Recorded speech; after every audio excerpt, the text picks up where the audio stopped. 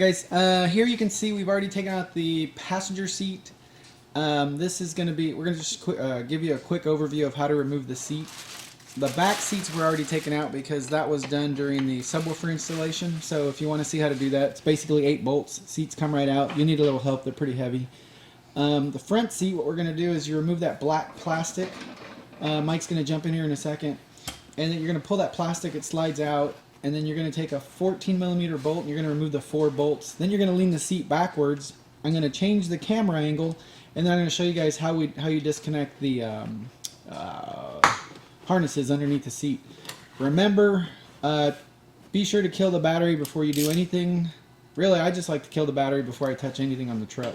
But you're actually messing with the airbag harnesses, so make triple, quadruple sure that you've unplugged the battery. All right. So you can see Mike's just taking off the bolt.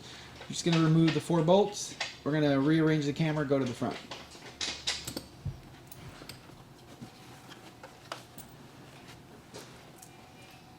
Alright, so here you can see we have the seat leaned back, and Mike's going to show you how to unhook all this stuff.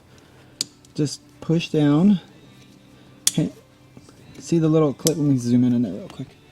He's pushing down on the clip with the screwdriver, and then just slides right out.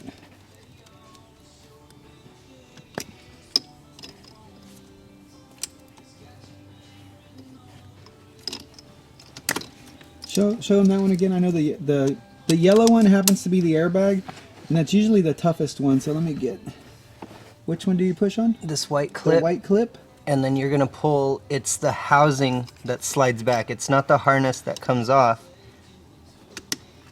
And then it'll come off. Okay, got it. Okay. All right, and then I think you just unhook the, yeah, that.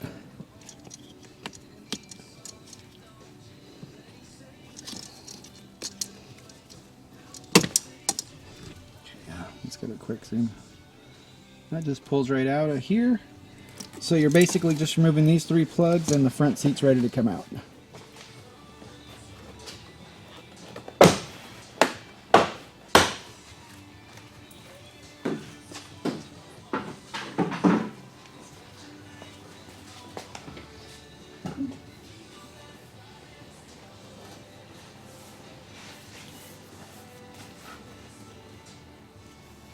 Alright, next thing we're going to do is show you guys how to remove the panel on this pillar right here.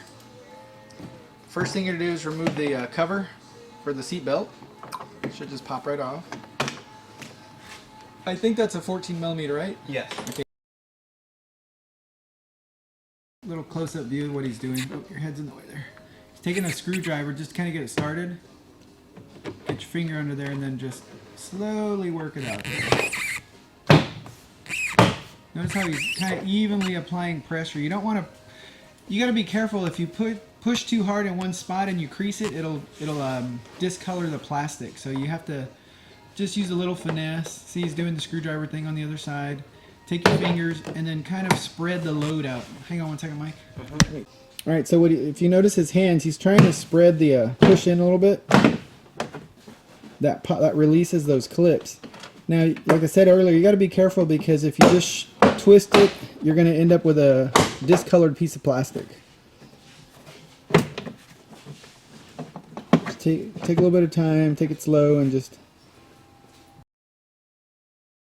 There we go. All right. And like the other videos, make sure you locate all your little clips there. Okay, you can see they did a pretty good job. There's no discoloration. I've seen guys where they get all mad at themselves because they bend the plastic. This white. Yeah, and it turns white. Turn this white. So a little bit of patience, and you won't have to worry about tearing stuff up.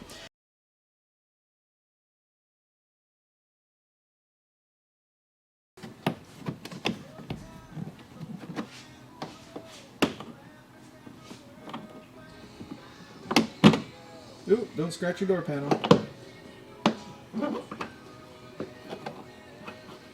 I did not scratch your door panel.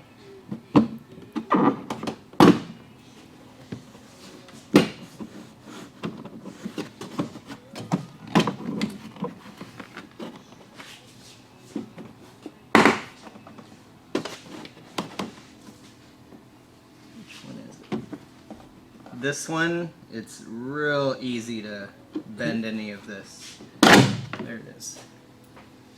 And you have to get those clips out there, right? Yes. Oh, little tip from Mike. Show him your those crimpers, little wire crimpers you use for crimping wires. Real cheap ones. Yeah, the inexpensive That ones. don't work very well on wire. But they Work amazing. really well on getting these things out. Without cutting them. And that's it. Is there one at the Really easy. Oh, way at the bottom. All right, guys. That's about all they're good for. But keep them.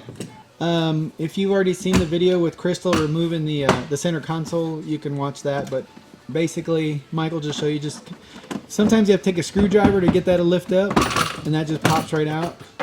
He already removed the shifter handle, and then there's 4 bolts in the center console. You take those 4 bolts out, and the 4 bolts. Hang on, don't undo that harness just yet. The 4 bolts. Are 10 millimeter. Yeah, thank you. Or 10 millimeter. So you take 10 millimeter, remove the 4 bolts, and then you can slide it out. But before you do, I think there's a cigarette lighter. Let me move the camera real quick. Alright, so there's 2 screws here. There's one there, one here. So that's just 2, right? Just 2. And then the 4 inside the actual console. And then you have the wire harness. Just like the other one, just pinch them. Oh, a little mental note here. When you're putting this back together, I think it's the 13 maybe, and the 13 and below. Right here, it's easy to miss these when you're plugging it back in. Yeah, this newer, well, they changed this one of these years. It's either 14 or 15. Just make sure these slide back in before, when you're putting it back together, just make sure you get it slid in there just right. Also, do not forget to plug the harness all the way in till it clicks.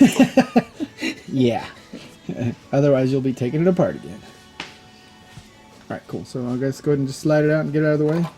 And the reason we're doing this is, let me zoom out a little bit. The reason that we're doing this is it makes it easier to get the wires. We're going to hide the crossovers here. The crossovers for the component speakers we're putting in the system. And it makes it easier to get the wires from here over to the amp that's going to be installed underneath the driver's seat. On this truck, oops, let me come back over here. On this truck, this has got the JBL equipped. This is JBL equipped. So in order to get the recurve working on this unit, you do not need to even mess with the head unit. You can leave the head unit where it's at. Actually get the signal from here. We're going to take the, we'll come back and we'll show you the rest of it. But this is as far as you need to go. You do not need to remove the head unit on the JBL. If this is the non-JBL, then you do need to remove the head unit because you'll get the signal from the back of the head unit on the non-JBL.